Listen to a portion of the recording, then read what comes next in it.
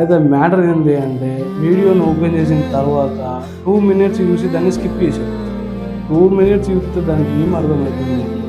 దాన్ని ఎండ్ దాకా చూస్తేనే దాంట్లో ఏం మ్యాటర్ ఉందనేది మనకు అర్థమవుతుంది.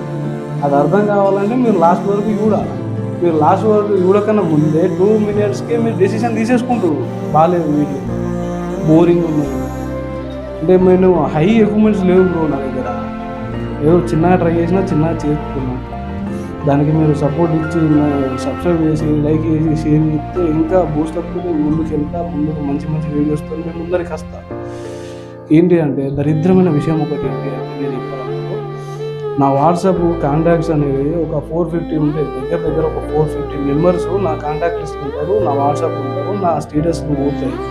ఆ 450 మెంబర్స్ కూడా కనీసం ఓపెన్ చేసి చూస్తలేరు. నా దానికి లాంగ్ వీడియోకి 450 వ్యూస్ కూడా వస్తలేవు. ఒక్కొక్క దానికి 315 అయిపోతుంది. అంటే అవి నేను బయట పంపిన షేర్ చేసిన కొంతమందికి అవి ఓపెన్ అయిపోతున్నాయి, అన్ని చేస్తున్నారు లైక్.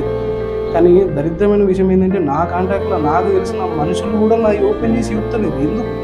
కంటెంట్ బాగాలేదు అని అంటే మీరు అది చూస్తే కదా తెలిసేది మీకు. అది చూడరు కదా, ఫస్ట్ ఓపెన్ చేసి చూసి మొత్తం ఎండింగ్ దాకా చూసి దీంట్లో మ్యాటర్ ఏముంది అని చెప్పి ఒక క్యాల్కులేషన్ తెచ్చుకున్న తర్వాత అప్పుడు వీడియో బాగాలేకుంటే కామెంట్లో పెట్టారు, బాగాలేదు తమ్ముడు, మంచి ఇంకొంచెం బెటర్గా చూడబుద్ధి అవుతుంది చెప్పురు కదా. ప్రాబ్లం ఏముందన్నది చెప్తే నేను ఇంకా ఇంప్రూవ్ అయ్యి ఇంకొంచెం మంచి ఏదో ట్రై చేస్తా.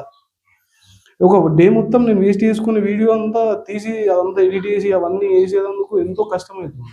కానీ మీరు ఆ శ్రమను గుర్తించి మీరు కనీసం ఎండింగ్ దాకా చూసి మంచిగా ఉంటే ఒక సబ్స్క్రైబ్ చేసి వెళ్ళిపోయేందుకు ఏముంది దాంట్లో. చేయండి మామ, సబ్స్క్రైబ్ చేయండి మామ.